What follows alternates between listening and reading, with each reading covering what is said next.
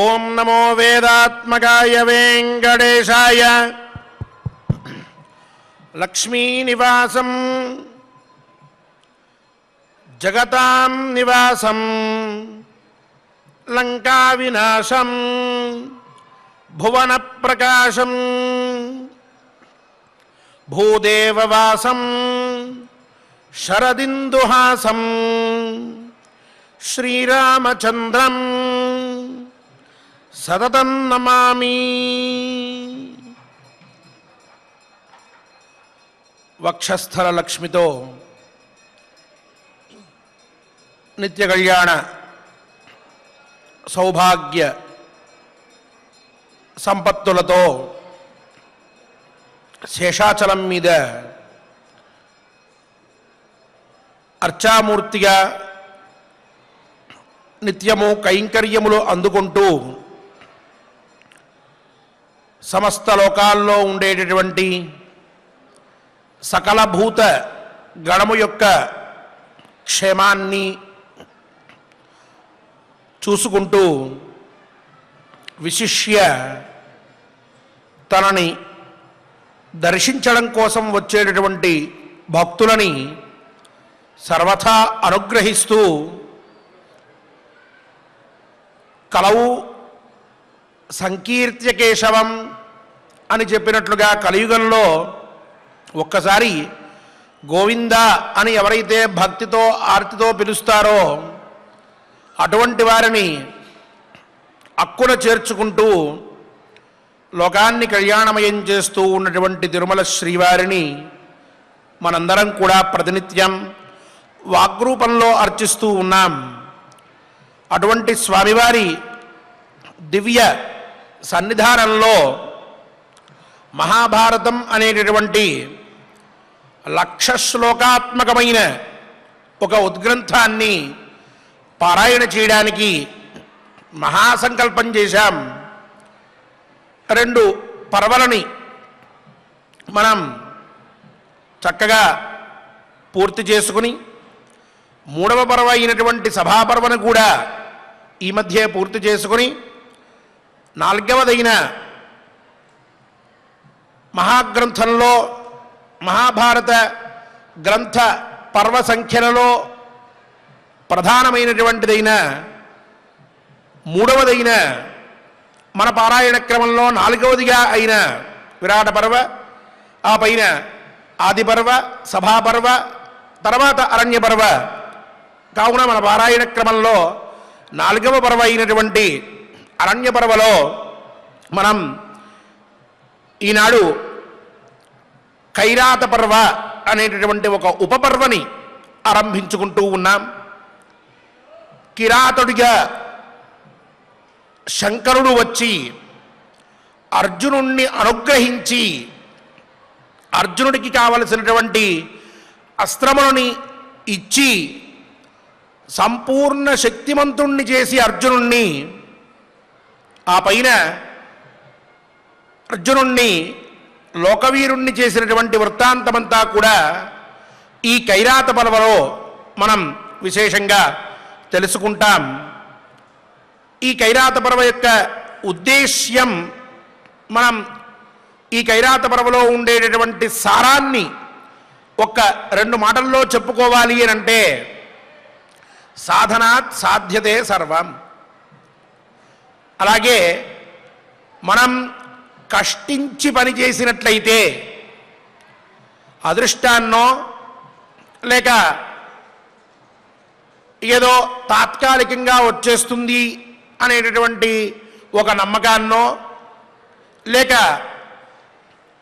ఏదో కాకతాళీయంగా ఒక అద్భుతం జరిగిపోతుంది జీవితంలో అని అనుకునో జీవించినట్లయితే ఏమీ సాధించలేము. మనకి ఏం కావాలో దాన్ని పొందాలి అని అంటే మనం పెట్టుకున్న లక్ష్యానికి తగ్గటువంటి పరిశ్రమ చేసి తీరాలి, కష్టపడాలి, ఒళ్ళొంచి పనిచేయాలి. మనం తీసుకునేటటువంటి నిర్ణయం స్పష్టంగా ఉండాలి, మన యొక్క సంకల్ప బలం గట్టిదై ఉండాలి. ఏ సమయంలో కూడా మనం వెనక్కి తగ్గకూడదు. లక్ష్యాన్ని సాధించడం కోసమే మన మనస్సు, వాక్కు, శరీరం అన్నీ కూడా ఉండాలి. అలా మనం ప్రయత్నం చేస్తే మనం సాధించలేనటువంటిది ఏదీ లేదు. ఎంత కష్టమైందైనా సరే సాధించవచ్చు. చివరికి పరమాత్మ కూడా మనల్ని అభినందించి మనకు కావలసింది అనుగ్రహిస్తారు అనేటటువంటి విషయం ఈ కైరాత పర్వ అనేటటువంటి ఉపపర్వ సారాంశంగా మనకి తెలుస్తుంది. అంతటి విశిష్టమైనటువంటి విషయాన్ని, అంటే జీవన మార్గంలో మానవుడు ఏ విధంగా ప్రయత్నం చేస్తే ఉత్తమ ఫలితాన్ని పొందుతాడో ఆ విషయాన్ని మొత్తాన్ని కూడా ఒక చక్కటి కథారూపంలో మనకి తెలియజేసేటటువంటి ఉపపర్వ. ఆ ఉపపర్వలో ఈనాడు మనం ప్రప్రథమమైనటువంటి అధ్యాయాన్ని పారాయణ చేసుకోబోతూ ఉన్నాం, ప్రవచించుకోబోతూ ఉన్నాం. పారాయణంలో ఆ కథని వినబోతూ ఉన్నాం. ఇంతటి విశిష్టమైన పర్వకి విశిష్టమైన సంకల్పాన్ని కూడా స్వామివారి ఆశీస్సులతో ఆచార్యముఖంగా ఇప్పుడు చేసుకుందాం. ఆ పైన మన యొక్క పారాయణంలోకి, ప్రవచనంలోకి ప్రవేశిద్దాం. ఓం నమో వెంకటేశాయ. విఘ్నేశ్వర ధ్యానం. నమస్తే గణనాథాయ గణానాం పతయే నమః. భక్తి ప్రియాయ దేవేశ భక్తేభ్యః సుఖదాయక. శ్రీనివాస ధ్యానం అనంత వేద సంవేద్యం నిర్దోషం గుణసాగరం అతీంద్రియం నిత్యముక్తం శ్రీనివాసం భజే నిశం. శ్రీకృష్ణ ధ్యానం వందే నవఘనశ్యామం పీతకౌశేయవాససం సానందం సుందరం శుద్ధం శ్రీకృష్ణం ప్రకృతేః పరం. వ్యాసధ్యానం వేదవ్యాసం స్వాత్మరూపం సత్యసంధం పరాజనం శాంతం జితేంద్రియక్రోధం సశిష్యం ప్రణమామ్యహం. అథ సంకల్పః శ్రీమదాదివరాహక్షేత్రే విరాజమానస్య జగద్రక్షణార్థమవతీర్ణస్య శ్రీమదఖిలాండకోటిబ్రహ్మాండనాయకస్య శ్రీవేంకటేశ్వర స్వామినః పరిపూర్ణానుగ్రహేణ సర్వేషాం భక్తజనానాం ఆధివ్యాధినివృత్తిద్వారా ఆయురారోగ్యైశ్వర్యాభివృద్ధ్యర్థం సర్వారిష్టనివృత్తిద్వారా సకల శ్రేయోభివృద్ధ్యర్థం ధర్మార్థకామమోక్షాఖ్య చతుర్విధ పురుషార్థసిద్ధ్యర్థం సమస్త పాపక్షయార్థం శ్రీపరమేశ్వర ప్రీత్యర్థం శ్రీమన్మహాభారతే వనపర్వణి యథాశక్తి అష్టాత్రింశోऽధ్యాయాంతర్గత శ్లోకపారాయణం ఆచార్యముఖేన కరిష్యామహే. శ్రీకృష్ణ పరబ్రహ్మణే నమః. నారాయణం నమస్కృత్య నరం చైవ నరోత్తమం దేవీం సరస్వతీం వ్యాసం తతో జయముదీరయేత్. జనమేజయ ఉవాచ భగవన్ శ్రోతుమిచ్ఛామి పార్థస్యాక్లిష్టకర్మణః విస్తరేణ కథామేతాం యథాస్త్రాణ్యుపలబ్ధవాన్. యథా చ పురుషవ్యాఘ్రః దీర్ఘబాహుః ధనంజయః వనం ప్రవిష్టః తేజస్వీ నిర్మనుష్యం అభీతవతే.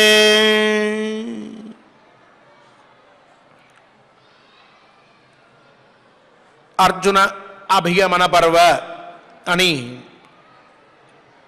పూర్వపు పర్వయందు చిట్ట చివరిగా వృద్ధ బ్రాహ్మణ వేషంలో ఉన్నటువంటి ఇంద్రుడు అర్జునుణ్ణి ఉద్దేశించి క్రియతాం దర్శనే యత్నః దేవస్య పరమేష్ఠినః తదా దాతాస్మి దర్శనాత్ తస్య కౌంతేయ సంసిద్ధః స్వర్గమేష్యసి యదా ద్రక్ష్యసి భూతేశం త్రయక్షం శూలధరం శివం తదా దాతాస్మి తే తాత దివ్యాన్యస్త్రాణి సర్వశః అంటూ నువ్వు పరమేశ్వర దర్శనం చెయ్యి, ఆయన నీకు దివ్యాస్త్రాల్ని అందిస్తారు, ఆ పైన నువ్వు స్వర్గానికి కూడా వెళతావు. ఈ పరమేశ్వరుడి యొక్క దర్శనం చేయడంలోనే నువ్వు విశిష్టమైన ప్రయత్నం చెయ్యాలి.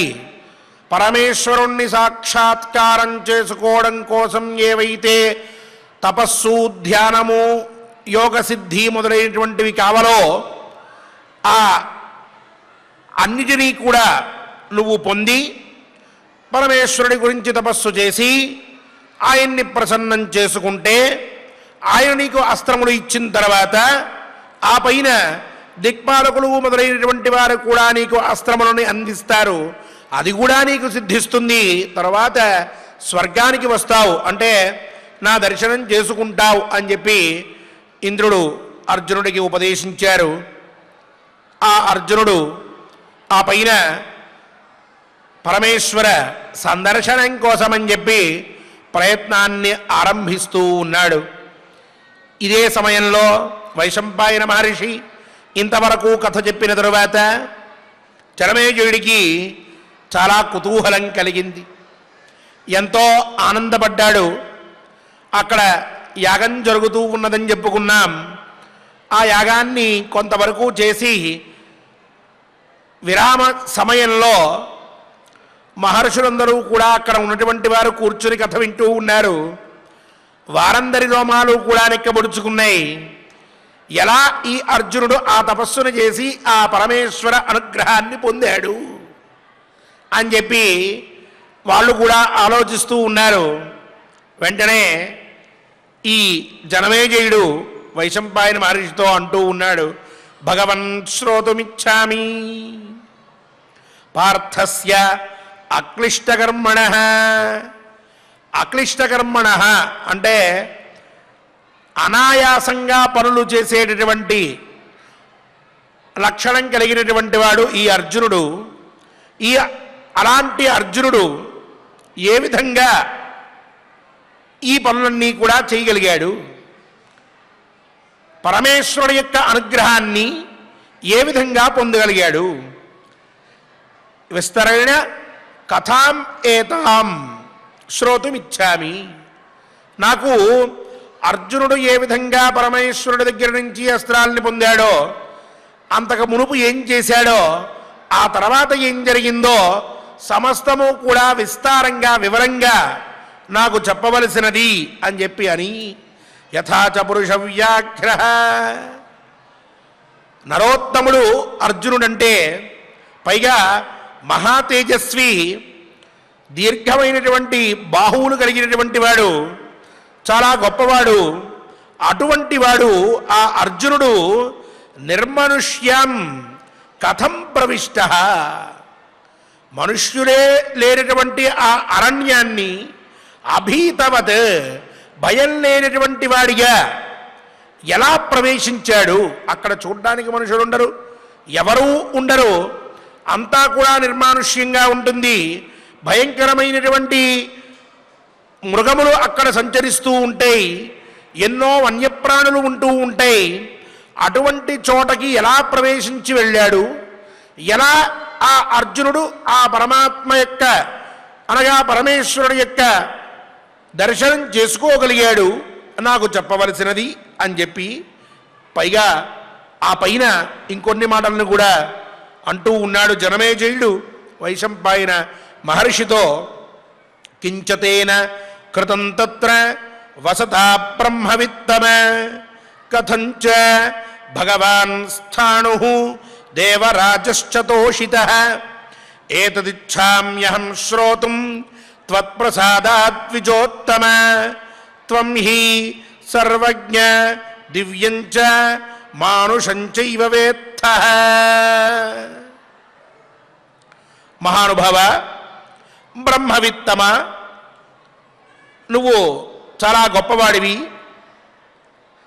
అలాగే సర్వజ్ఞ, సర్వజ్ఞుడివి నువ్వు. దివ్యమైనటువంటి అలాగే మానుషమైనటువంటి వృత్తాంతాలన్నీ కూడా నీకు తెలుసు అంటూ ఉన్నాడు జనమేజయుడు వైశంపాయన మహర్షితోటి. అంటే అర్థం, దివ్యమైనటువంటి వృత్తాంతాలు అనంటే దేవతల దగ్గర జరిగినటువంటి వృత్తాంతాలు, అక్కడ ఏమేం జరిగినాయి, ఎవరెవరు ఎలా చేశారు, ఎప్పుడెప్పుడు ఎలా జరిగింది, ఈ వృత్తాంతాలన్నీ కూడా తెలుసుడ వైశంపాయన మహర్షికి. అంతేకాక మానుషం, ఈ మనుష్యలోకంలో ఎప్పుడెప్పుడు ఏమేం జరిగిందో, ఎలా జరిగిందో, ఎవరెవరు ఏమేమి చేశారో ఇవన్నీ కూడా తెలిసినటువంటి వాడుట ఈ జనమేజయ మహర్షికి. ఇప్పుడు మహారాజుకి కథ చెప్తూ ఉన్నటువంటి వైశంపాయన మహర్షి మహానుభావుడు. అటువంటి వాడిని ప్రార్థిస్తూ ఉన్నాడు. నువ్వు బ్రహ్మవిత్తువి, అంటే బ్రహ్మజ్ఞానాన్ని తెలిసినటువంటి వాడివి, సామాన్యుడివి కాదు, పైగా సర్వజ్ఞుడవి. ఈ వృత్తాంతాలన్నీ కూడా తెలిసినటువంటి వాడివి నువ్వు. కావున ఈ అర్జునుడు వనంలోకి ప్రవేశించిన తరువాత ఏం చేశాడు, అక్కడ ఎలా కాలాన్ని గడిపాడు, కించతేన కృతం తత్ర. అలాగే ఈ మహానుభావుడు అర్జునుడు స్థాణు దేవరాజశ్చ తోషిత. ఈ అర్జునుడి చేత శివుడు అలాగే ఇంద్రుడు వీళ్ళిద్దరూ కూడా ఎలా సంతోషపడ్డారు, ఈ అర్జునుడు వాళ్ళిద్దరినీ ఎలా సంతోషపెట్టాడు, వాళ్ళ అనుగ్రహాన్ని ఎట్లా సాధించాడు, ఆ వృత్తాంతాన్ని కూడా నాకు తెలియజేయవలసినది. నేను ఈ విషయాన్ని మొత్తాన్ని నీ దగ్గర నుంచి తెలుసుకోగోరుతూ ఉన్నాను. చూడండి, జనమేజయ మహారాజు అడిగేటటువంటి ప్రశ్నలు చాలా స్పష్టంగా ఉన్నాయి. ఏదైనా ఒక విషయం వింటూ ఉన్న సందర్భంలో మనకి ఏదైనా ఇంకా వినాలనేటటువంటి కోరిక కలిగినప్పుడు ఏ విధంగా అవతల వాళ్ళని మనం ప్రశ్నలు వెయ్యాలి అనేటువంటి విషయం జనమేజయ మహారాజు వైశంపాయన మహర్షిని అడిగేటటువంటి సందర్భాన్ని బాగా గమనిస్తే మనకి తేటతెల్లమవుతుంది, స్పష్టమవుతుంది. చాలా వివరంగా అడుగుతూ ఉన్నాడు. ఏం చేశాడు అక్కడ, వాళ్ళందరినీ ఎలా సంతోషపెట్టాడు, అసలు ముందు అంత పెద్ద వనంలోకి ఎలా ప్రవేశించాడు, ఒంటరిగా ఎలా ఉన్నాడు, అస్త్రాల్ని ఏ విధంగా పొందాడు, ఇవన్నీ నాకు చెప్పు అంటే, ఇక ఇది చెప్పి అది చెప్పకుండా ఉన్నట్టు కాకుండా జరిగిన వృత్తాంతాన్ని మొత్తాన్ని చెప్పాలి జనమేజయ మహారాజుకు వైశంపాయన మహర్షి. అటువంటి విధంగా అడుగుతూ ఉన్నాడు. పైగా మనం ఒకరి దగ్గర నుంచి ఒక విషయాన్ని తెలుసుకుంటున్నాము అనంటే అవతల వాళ్ళని మనం ఏ విధంగా గౌరవించాలో, వాళ్ళని ఏ విధంగా సంతోషపెట్టాలో, వాళ్ళని వాక్కుతోటి ఏ విధంగా పూజించాలో జనమేజయ మహారాజు మాట్లాడిన మాటల బట్టి కూడా అర్థం చేసుకోవచ్చు. కొంతమంది మన దగ్గర నుంచి విషయం వినాలనుకుంటారు, కానీ ఎక్కడో లోపల కొంచెం అహంకారం లేక ఒక విధమైన ఆభిజాత్యం, ఒక విధమైనటువంటి మొహమాటం, ఎక్కడో లోపల నాకు కావాలి కానీ ఇతనికి నేను లొంగిపోకూడదు అనేటటువంటి భావన. ఏం తెలియదు, మన దగ్గర నుంచి తెలుసుకోవాలి, అంతలోనే ఆభిజాత్యం, ఇలా ప్రవర్తిస్తూ ఉంటారు. అడుగుతారు, మనం చెప్తూ ఉంటే తలెగరేస్తూ ఉంటారు. నాకంటే చిన్నవాడి ఇతని దగ్గర నేను తెలుసుకోవడం ఏమిటి, లేక నా తర్వాత తెలుసుకున్నటువంటి వాడు ఇతని దగ్గర నేను తెలుసుకోవడం ఏమిటి, లేక నా అంత గొప్పతనం ఇతని దగ్గర లేదు, నేను ఇతని దగ్గర నుంచి తెలుసుకోవడం ఏమిటి, ఇలాంటి భావాలు మనస్సులో పెట్టుకుని ఏదో ముక్తసరిగా కొన్ని ప్రశ్నలు వేసి మనం చెప్తూ ఉన్నటువంటివన్నీ కూడా జాగ్రత్తగా వినేసి అవసరమైతే ఇంటికి వెళ్ళిన వెంటనే నోట్స్ రాసేసుకుని వాటిని ఇంకో దగ్గర ఎక్కడో అప్లై చేసేసుకుంటారు. ఆ ఇంకో దగ్గర చెప్పేటప్పుడు ఇది నేను కనిపెట్టా అని చెప్తూ ఉంటారు, ఇది నాది నేను సాధించా అనుకుంటారు తప్ప మంచి విషయం ఫలానా వాడు చెప్పాడు అని చెప్పి ఆ వ్యక్తిని రిఫర్ చేయరు, లేక ఆ వ్యక్తిని కనీసం మనస్సులో అయినా గుర్తు తెచ్చుకోరు. భవిష్యత్తులో కూడా అటువంటి వ్యక్తికి ఏమాత్రము గౌరవం ఇవ్వరు.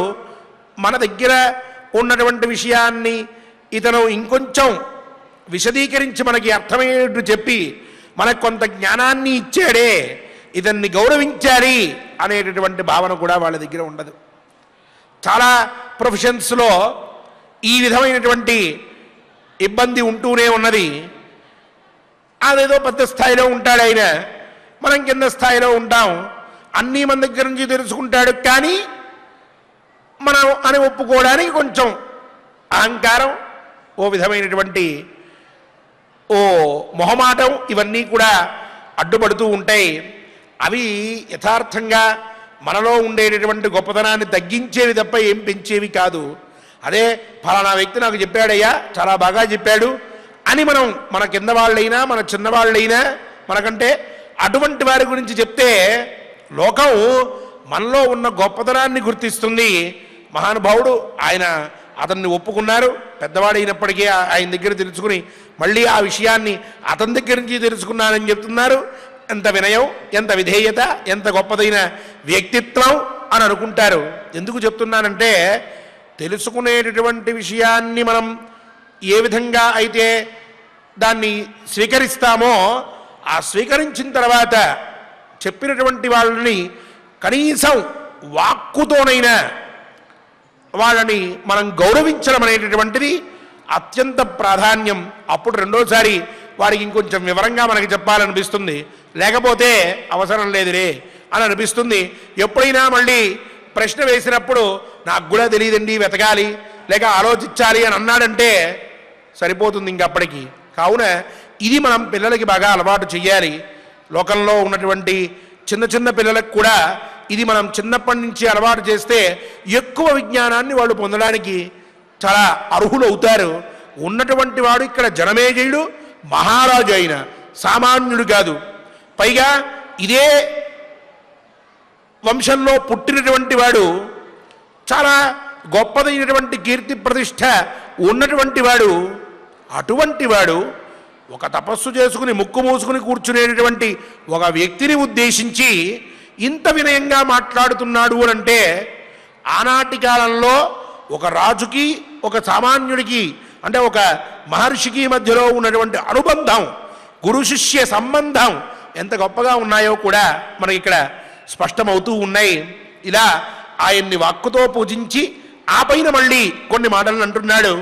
అత్యద్భుతతమం బ్రహ్మన్ రోమహర్షణమర్జున భవేన సహ సంగ్రామం చకారా ప్రతిమంకిల పురా ప్రహరతాం శ్రేష్ఠ సంగ్రామేష్వపరాజిత యచ్ఛ్రుత్వా నరసింహానాం దైన్యహర్షాతి విస్మయాత్ శూరాణాం అపి పార్థానాం హృదయాని చ కంపిరే యద్యచ్చ కృతవానన్యద్ పార్థః తదఖిలం వద. మహానుభావ, మహర్షి పూర్వకాలంలో యుద్ధంలో అందరికంటే కూడా గొప్పవాడిగా కీర్తింపబడ్డవాడు, యుద్ధంలో వెనుతిరగడు అనేటటువంటి పేరుని సాధించుకున్నటువంటి వాడు అయిన అర్జునుడు ఈశ్వరుడితోటి అత్యద్భుతతమం బ్రహ్మన్ రోమహర్షణం అర్జున, అసాధారణమైనటువంటి అత్యద్భుతమైనటువంటి, వింటూ ఉంటే వెంట్రుకలు నిక్కబడుచుకుంటాయా అనేటటువంటి అత్యద్భుత యుద్ధాన్ని ఆచరించాడయ్యా.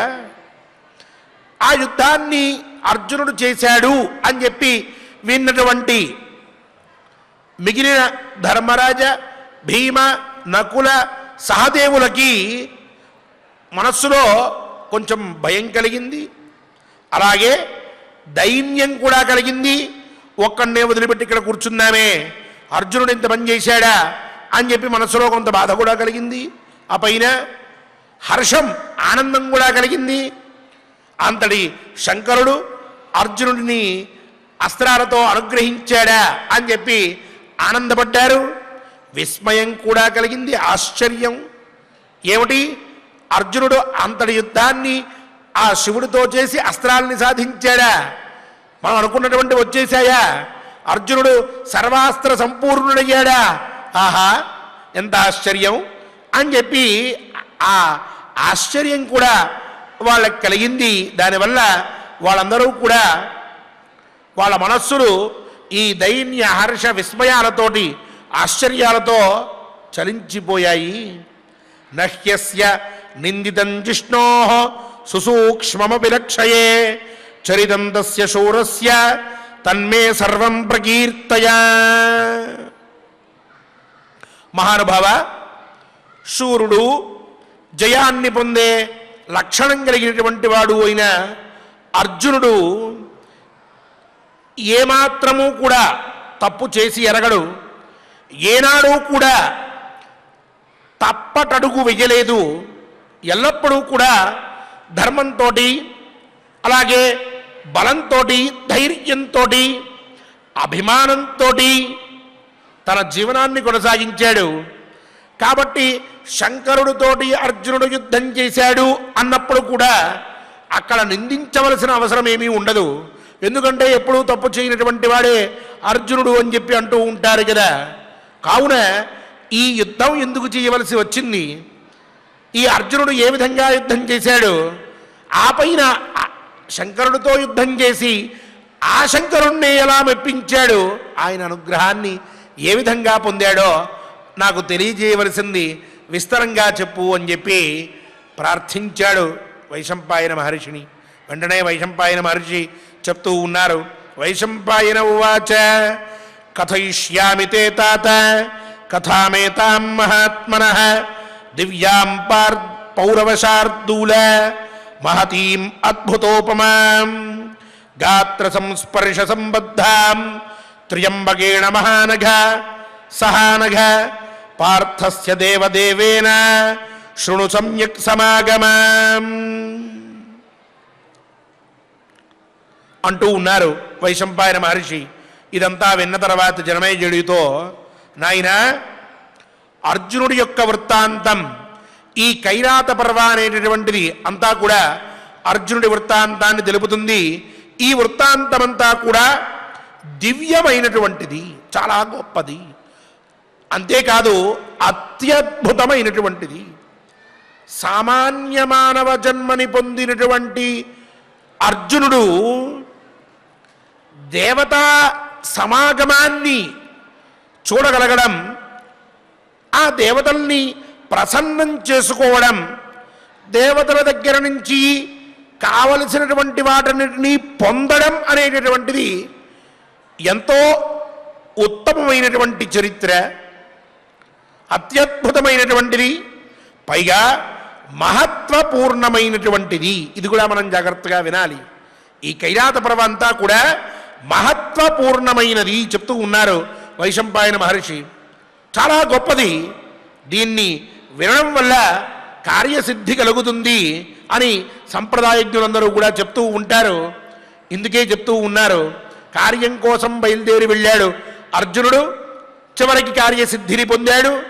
ఎవరైతే ఈ కైరాత పర్వని శ్రద్ధగా వింటారో అటువంటి వారందరికీ కూడా వారి వారి కార్యం చక్కగా జరుగుతుంది. వారు అనుకున్నటువంటి పనులు నిర్విఘ్నంగా పూర్తవుతాయి పరమాత్మ యొక్క అనుగ్రహంతో.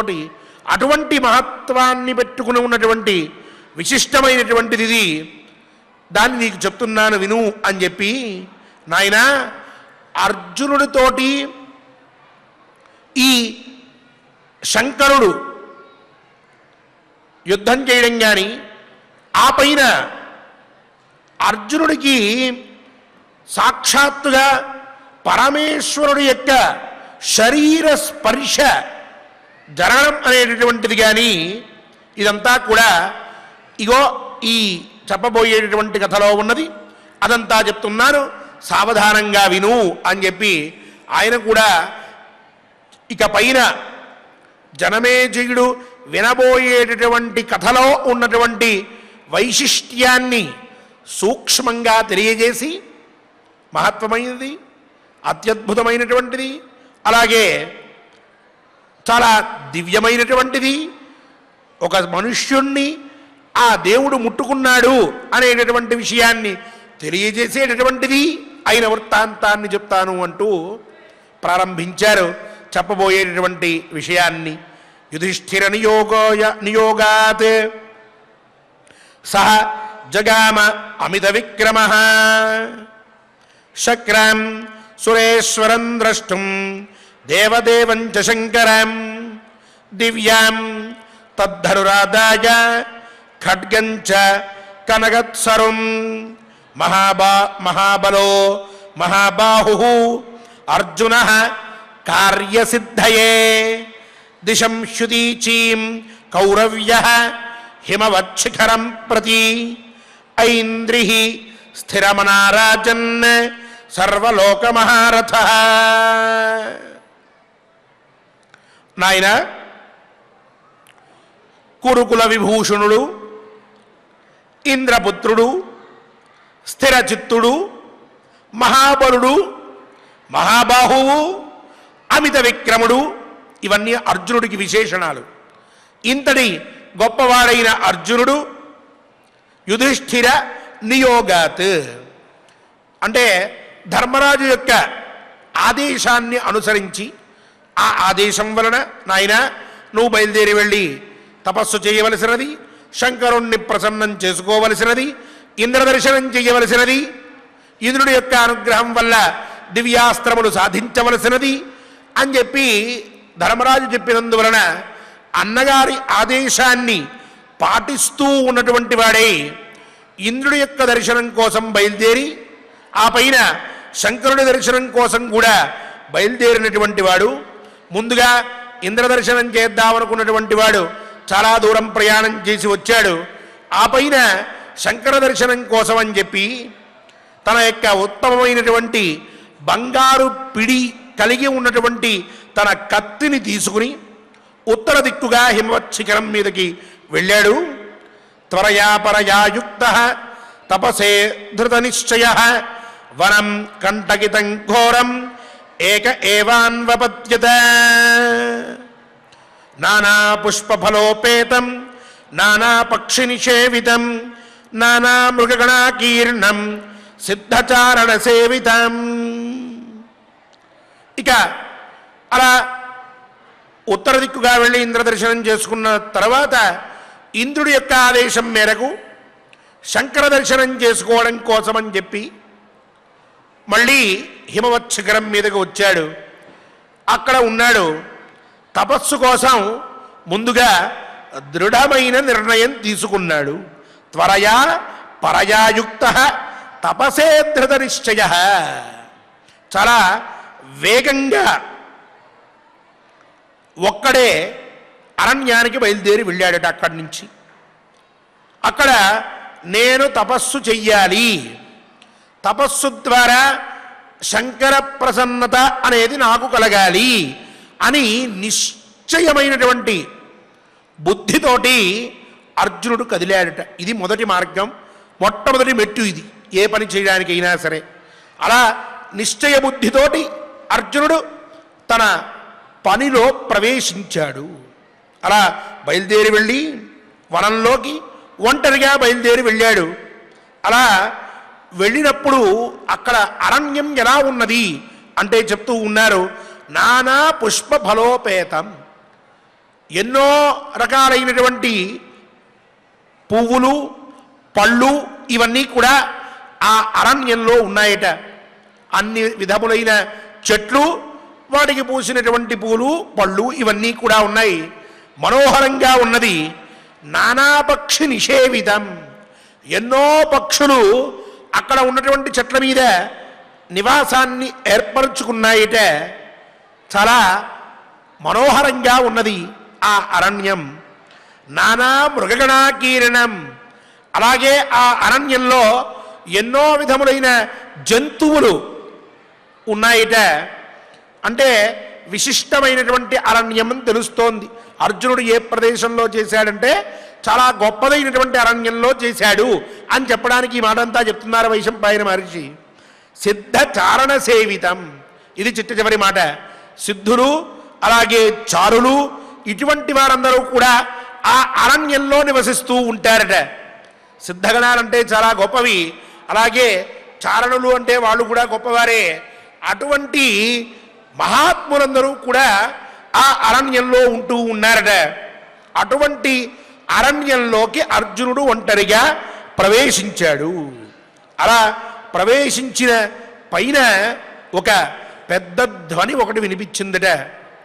ఆ పైన ఒక వర్షం పడిందట. ఆ పైన అర్జునుడు ఆ చుట్టుపక్కల ఉన్న వాతావరణాన్ని చూసి ఎంతో ఆనందపడి తన పని ఆరంభిస్తూ ఉన్నాడట. ఏ ధ్వని వినిపించిందో, ఎటువంటి వర్షం పడిందో, ఎలా పనిని ఆరంభించాడో, తపస్సుని ఏ విధంగా ఆచరించాడో రేపటి కథాశ్రవణంలో మనందరం కూడా శ్రద్ధగా తెలుసుకుందాం. ఈనాటి శ్లోకములని కైరాత పర్వలోని ఆరంభ శ్లోకములని చక్కగా ఆచార్యముఖంగా పారాయణ చేసుకుని దేవదేవుని ఆశీస్సులని పొందుదాం. ఓం నమో వెంకటేశాయ. ఓం నమో వెంకటేశాయ.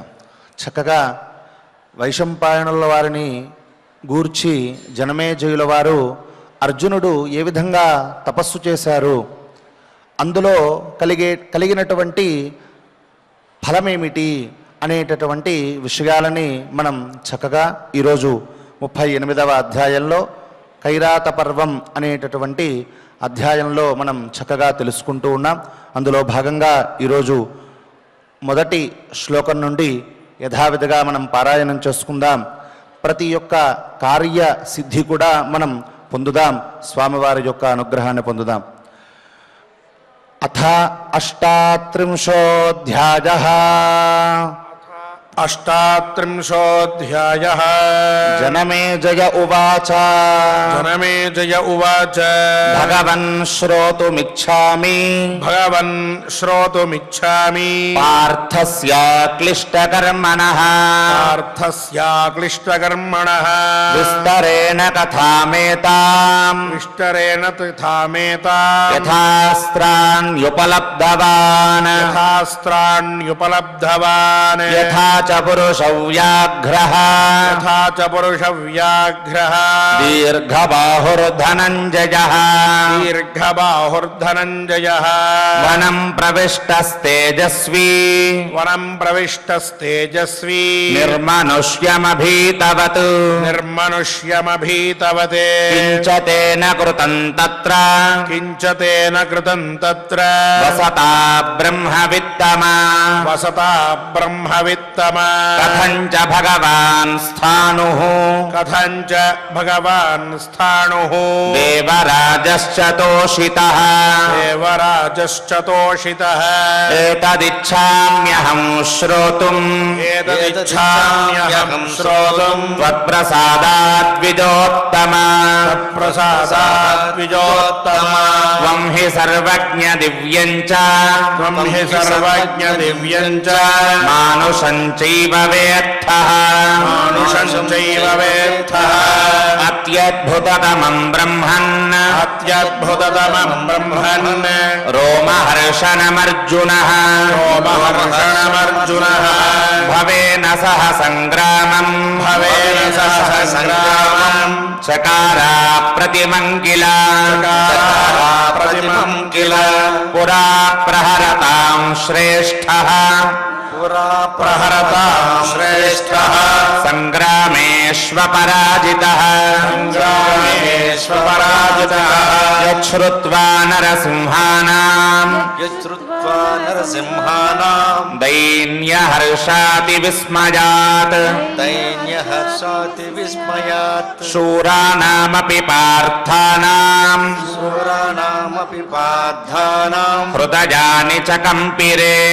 హృదయాని చ కంపిరే. యద్యచ్చ కృతవానన్యత్. యద్యచ్చ పార్థస్తదఖిలం వద పార్థస్తదఖిలం వద నహ్యస్య నిందితం జిష్ణోః నహ్యస్య నిందితం జిష్ణోః సూక్ష్మమపి లక్షయే సుసూక్ష్మమపి లక్షయే చరితం తస్య శూరస్య చరితం తస్య శూరస్య తన్మే సర్వం ప్రకీర్తయ తన్మే సర్వం ప్రకీర్తయ వైశంపాయన ఉవాచ వైశంపాయన ఉవాచ కథయిష్యామి తే తాత కథయిష్యామి తే తాత కథామేతాం మహాత్మనః కథామేతాం మహాత్మనః దివ్యాం పౌరవశార్దూల దివ్యాం పౌరవశార్దూల మహతీమద్భుతోపమా మహతీమద్భుతోపమా గాత్ర సంస్పర్శ సంబద్ధ గాత్ర సంస్పర్శ సంబద్ధ త్ర్యంబకేన సహ నఘ త్ర్యంబకేణ సహ నఘ పార్థస్య దేవదేవేన పార్థస్య దేవదేవేన శృణు సమ్యక్ సమాగమం శృణు సమ్యక్ సమాగమం యుధిష్ఠిర నియోగాత్ సహ యుధిష్ఠిర నియోగాత్ సహ జగామామిత విక్రమః జగామామిత విక్రమః చక్రం సురేశ్వరం ద్రష్టుం శక్రం సురేశ్వరం ద్రష్టం దేవదేవం చ శంకరం దేవదేవం చ శంకరం దివ్యం తద్ధనురాదాయ దివ్యం దద్ధనురాదాయ ఖడ్గం చ కనకత్సరుం ఖడ్గం చ కనగత్సరం మహాబలో మహాబాహుః మహాబలో మహాబాహుః అర్జునః కార్యసిద్ధగే అర్జునః కార్యసిద్ధయే దిశం హ్యుదీచీం కౌరవ్యః దిశం హ్యుదీచీం కౌరవ్యః హిమవచ్ఛిఖరం ప్రతి హిమవచ్ఛిఖరం ప్రతి ఐంద్రిస్థిరమనారాజన్ ఐంద్రిస్థిరమనారాజన్ సర్వలోకమహారథః సర్వలోకమహారథః పరజా పరయా యుక్తః త్వరయా పరయా యుక్తః తపసే ధృతనిశ్చయః తపసే ధృతనిశ్చయః వనం కంటకితం ఘోరం వనం కంటకితం ఘోరం ఏన ఏక ఏవాన్వపద్యత ఏక ఏవాన్వపద్యత నానా పుష్పఫలోపేతం నానా పుష్పఫలోపేతం నానా పక్షి నిషేవితం నానా పక్షి నిషేవితం నానా మృగగణాకీర్ణం నానా మృగగుణాకీర్ణం సిద్ధచారణ సేవితం సిద్ధచారణ సేవితం. ఓం నమో వెంకటేశాయ. శ్రీవారి అనుగ్రహ ప్రాప్తికై అన్నమాచార్య ప్రాజెక్టు కళాకారులందరితో కలిసి రవిచంద్ర గారితో కూడా కలిసి గోవిందరామ సంకీర్తనం చక్కగా చేసుకుందాం. దేవదేవుని ఆశీస్సులని పొందుదాం.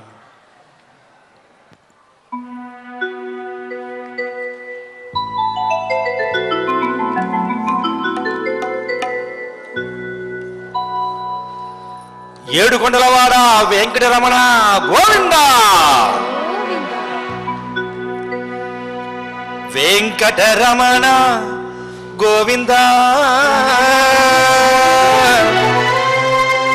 సంకటహరణ గోవింద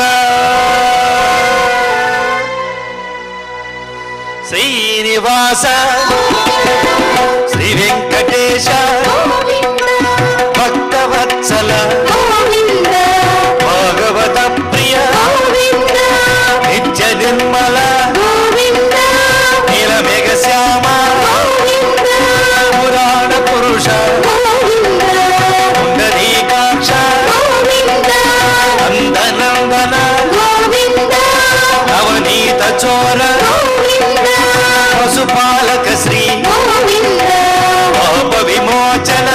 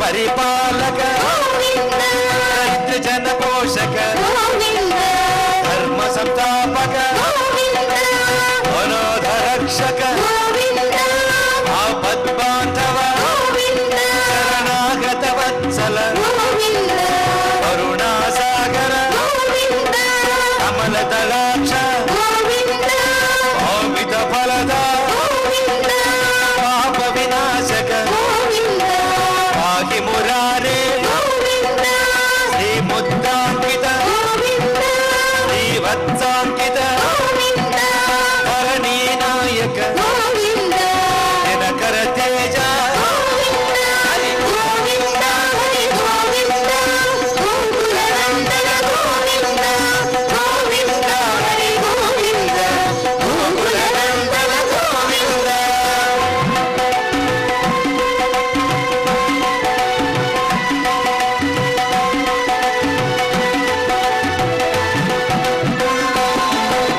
పద్మావతి ప్రియ ప్రసన్నమూర్తి అభయహస్త అక్షయ వరద శంఖ చక్రధర శాంత గదాధర విరజాతిరస్త విరోధి మర్దన సోలగ్రామధర సహస్రనామ లక్ష్మీ వల్లభ లక్ష్మణాగ్రజ కస్తూరి తిలక కాంచనాంబరధర గరుడ వాహన రాజ రక్షక హరి గోవింద హరి గోవింద గోకులనందన గోవింద గోవింద హరి గోవింద గోకులనందన గోవింద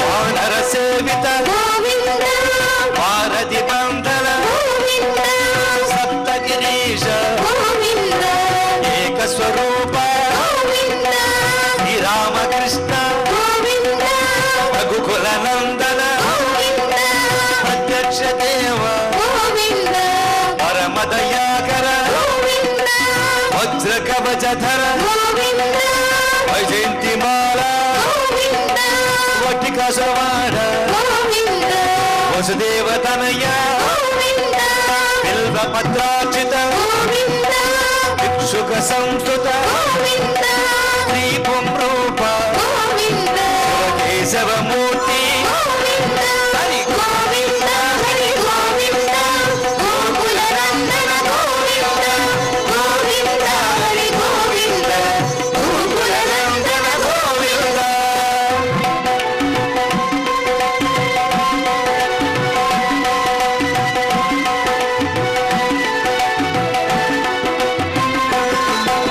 బ్రహ్మాండ రూప భక్త రక్షక నిత్య కళ్యాణ ధీరజనాభ అధీరామ ప్రియ హరి సర్వోత్తమ జనార్దన మూర్తి జగత్సాక్షి రూప అభిషేక ప్రియ అపన్నివారణ రత్న కిరీట రామానుజనుత స్వయం ప్రకాశ ఆశ్రిత పక్ష నిత్య శుభప్రద నిఖిల లోకేశ హరి గోవింద హరి గోవింద గోకులనందన గోవింద గోవింద హరి గోవింద గోకులనందన గోవింద